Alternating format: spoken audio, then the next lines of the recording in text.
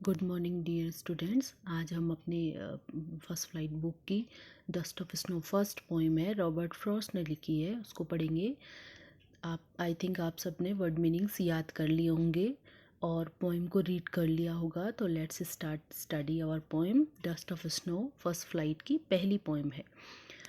Dust of snow means, जैसे मैंने आपको वर्ड मीनिंग्स में लिखाया है, डस्ट मीन्स पार्टिकल्स। यहाँ पर डस्ट का मतलब धूल और मिट्टी से नहीं है, यहाँ पर डस्ट का मतलब है पार्टिकल्स, कण ऑफ स्नो। स्नो माने बर्फ़, बर्फ़ के कण या बर्फ़ की बौछार से मतलब है। डस्ट का मतलब यहाँ पर कण है या फिर झाड़ना या फिर बौछार, ये है इसका मीनिंग यहाँ पर। डस्ट ऑफ स्नो बर्फ़ की बौछार या बर्फ़ के कण। तो बर्फ़ के कण, रॉबर्ट फ्रॉस्ट ने ये पोइम लिखी है। कैसे बर्फ़ के कण एक व्यक्ति के मूड को चेंज करते हैं, ये यहाँ पर बताया गया है। फर्स्ट स्टेंजा रीड करते हैं। The way a crow shook down on me the dust of snow from a hemlock tree. The way means तरीका, जिस तरीके से। अ क्रो मीन्स एक कौवे ने, शुक डाउन माने हिला करके, झाड़ा, गिराया। ऑन मी मेरे ऊपर। The writer is saying, the poet saying कि मेरे ऊपर गिराया। The dust of snow, dust of snow माने बर्फ़ की फुहार, बर्फ़ के कण मेरे ऊपर गिराए। फ्रॉम अ हेमलॉक ट्री, एक हेमलॉक ट्री पर से। Hemlock tree is a poisonous plant होता है, इसमें वाइट फ्लावर्स आते हैं और सिमिलर, जैसे आप क्रिसमस ट्री के सिमिलर होता है, लेकिन इसकी जो थोड़ा ब्रांचेज होते हैं वो सॉफ्ट होते हैं।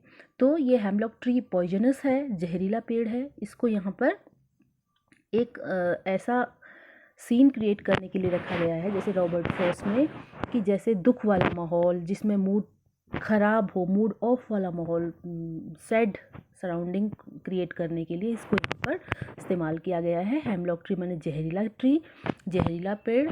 और क्रो जो कौवा है वो भी इल ओमेन को जैसे इंडिकेट करता है, जैसे अच्छी चिड़िया नहीं मानी जाती है, इसकी आवाज़ बहुत ख़राब होती है।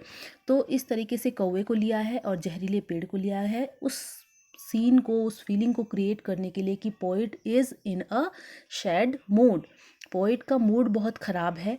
ही एंड हेमलॉक ट्री, कहता है पोइट कि दी वे, जिस तरीके से कौवे ने मेरे ऊपर बर्फ़ की फुहार गिराई। इट मीन्स कौन सा सीजन है? विंटर सीजन, जबकि बर्फ़ चारों ओर पड़ी होती है, पेड़ों की डालियों पर, पेड़ों में चारों ओर बर्फ़ गिरी होती है।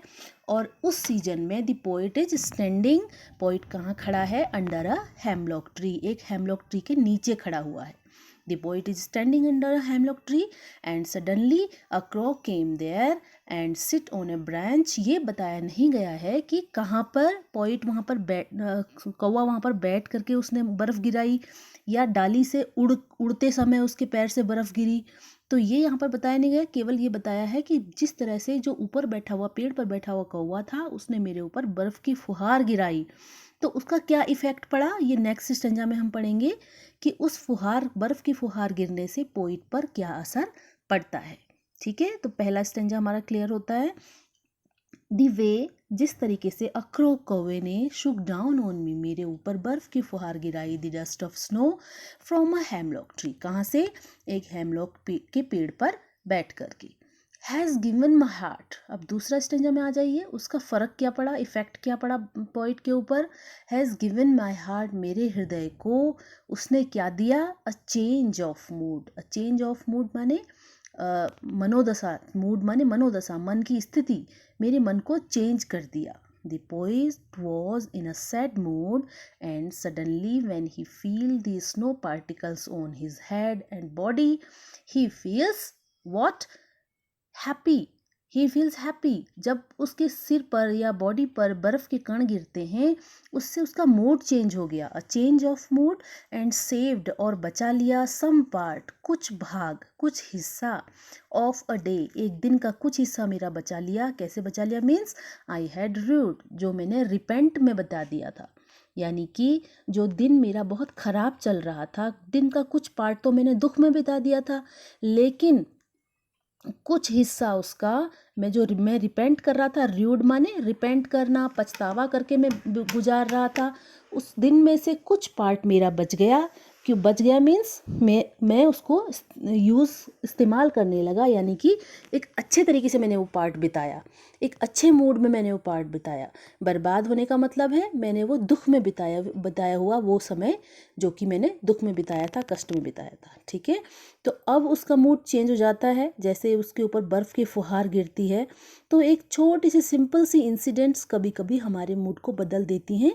इस बात को लेकर के रॉबर्ट फ्रॉस्ट ने ये पोएम लिखी है कि कभी कभी छोटी छोटी घटनाएं हमारे मूड को चेंज करती हैं। और अचानक जब हम बहुत दुखी होते हैं तो अचानक कुछ ऐसी छोटी सी घटना होती है और हमारा मूड चेंज हो जाता है, हम हैप्पी हो जाते हैं। या अभी कभी हम बहुत हैप्पी होते हैं तो ऐसी छोटी सी घटना ही हमारे मूड को ख़राब भी कर देती है। तो छोटी छोटी घटनाओं का, छोटे छोटे क्षणों का, मोमेंट्स का हमारी लाइफ में बहुत इंपॉर्टेंट रोल होता है। ये बात पोइट ने यहाँ पर बताई है, रॉबर्ट फ्रॉस्ट ने। तो एक बार शुरू से हम इस पोइम को देख लेते हैं। जस्ट टू स्ट्रेंजर्स इसमें है, बहुत छोटी सी पोइम है।